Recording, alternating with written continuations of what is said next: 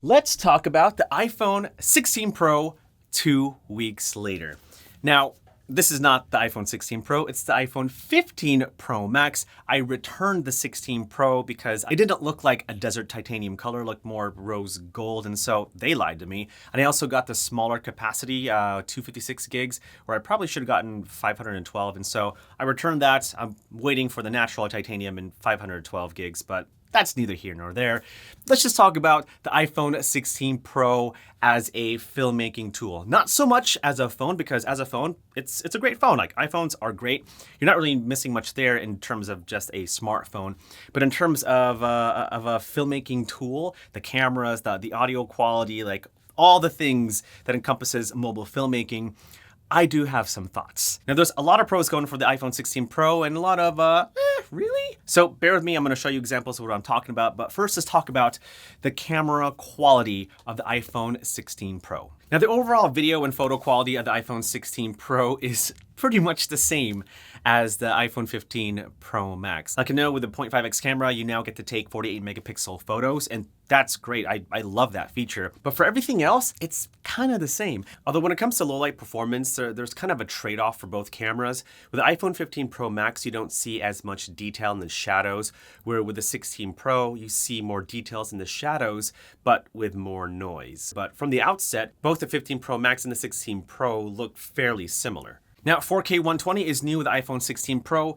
That's great. I love that you can shoot 4K 120, but when I was filming this shot, it still looked like iPhone footage, you know? And granted, that's just a boring shot just to showcase the 4K 120 capabilities, but still, overall, the iPhone 16 Pro looks like iPhone footage. I mean, come on, let's get real. Now, don't get me wrong, like, you can film like really cinematic, beautiful stuff with the 16 Pro for sure, but I don't think it's really fair to tell the general public that your iPhone can now replace your Sony FX3 or whatever mirrorless camera you have. Now, is it getting better? Of course, like with the computational photography, it's definitely getting better, but it's still never gonna replace the quality of a true mirrorless or DSLR camera. Now, 4K cinematic mode on the 16 Pro is the same as a 15 Pro Max, at least when I was comparing it, but you still get these little weird artifacts around the edges of people. It just looks very faked when the camera's trying to get that blurry background. So I feel like the colors of your subject or the object has to be different. And that's probably because in this example, my buddy George has the same color tone as the background. So maybe the phone was trying to process and it didn't really do well separating the two. So I moved him over here with a different color in the background, and it did do a better job,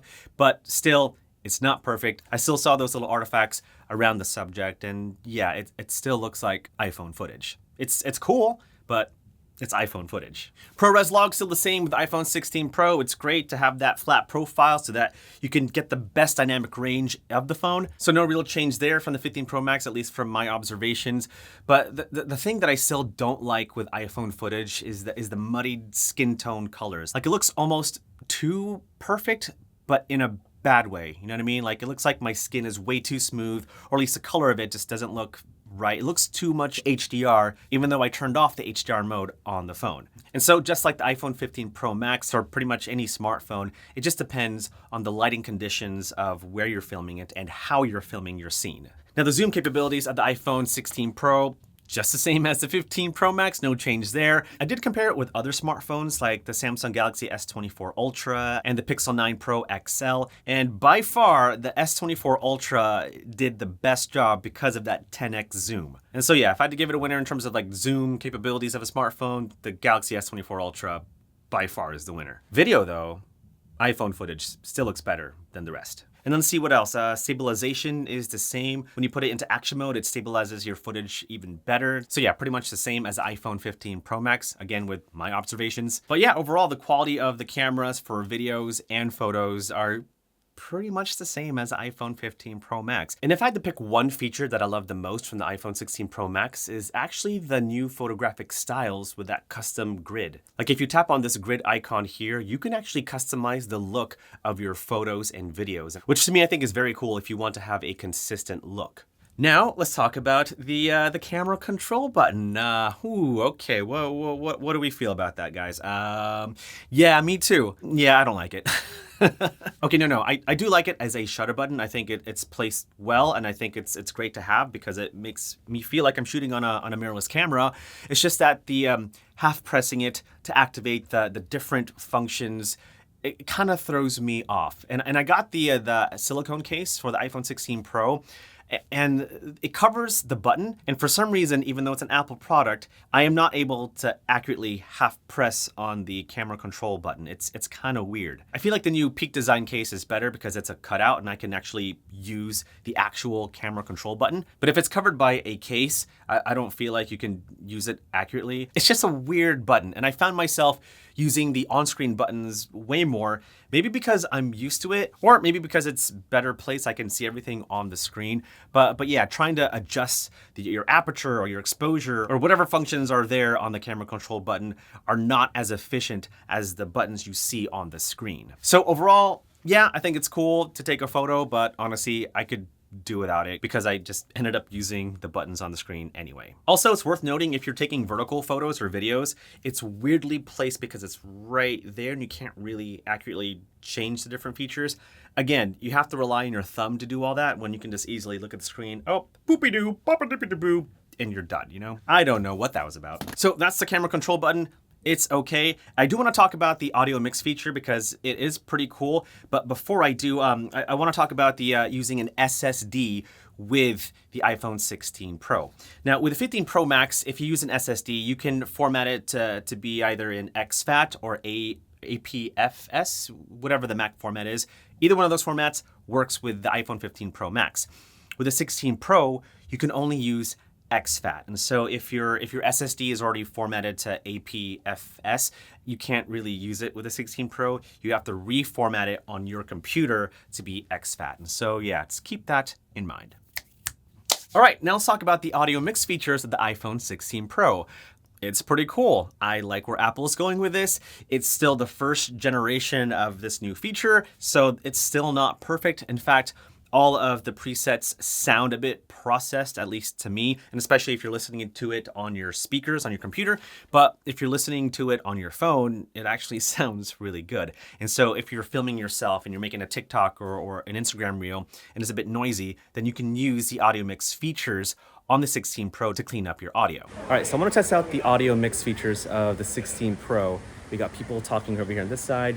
We got the pool going on over there. It's kind of noisy. Crickets going around. All right, so I'm gonna test out the audio mix features of the 16 Pro. We got people talking over here on this side. We got the pool going on over there. It's kind of noisy. Crickets going around. All right, so I'm gonna test out the audio mix features of the 16 Pro. We got people talking over here on this side. We got the pool going on over there. It's kind of noisy. Crickets going around. All right, so I'm gonna test out the audio mix features of the 16 Pro. We got people talking over here on this side. We got the pool going on over there. It's kind of noisy. Crickets going around. And then I guess the last thing is just the battery consumption. It definitely is used a lot more on the 16 Pro than the 15 Pro Max. I mean, the 15 Pro Max is obviously a bigger phone, bigger battery inside. With the 16 Pro, it is a smaller battery. And so yeah, I did notice that my battery started to drop a lot more, especially when I was filming in Apple ProRes LOG and I had an SSD attached to it. And so yeah, so those are my observations with iPhone 16 Pro for the last 2 weeks. It's a great phone, don't get me wrong. I think it's a great filmmaking tool. I just don't think it's gonna replace my Sony cameras at all. Like, I'll probably do some really cool things with it, but yeah, I don't want you to think that the iPhone 16 Pro is the be all end all. It's still just a phone. Can it be used to film great things? Absolutely. And again, it kind of goes back to you, the user, the filmmaker. It depends on how you use that filmmaking tool. Other than that, it's pretty dang similar to the iPhone 15 Pro Max. I do love that you can film 4K 120. I'll be filming a lot with it for sure. I do like that you can take 48 megapixel photos with a 0.5x camera. That's great, especially, you know, for taking photos with my family. And overall, I do like the phone. Definitely more so because it's smaller. Like, I hate the size of the iPhone 15 Pro Max. In fact, that's probably the one regret that I have with any of my iPhone purchases was getting this stupid big old phone because it's too big. So when I was holding the iPhone 16 Pro, it felt really good. Like, not as good as the iPhone 13 mini. Like, that was the best iPhone size ever. Like, I miss the iPhone 13 mini. I really do. Tim, bring it back.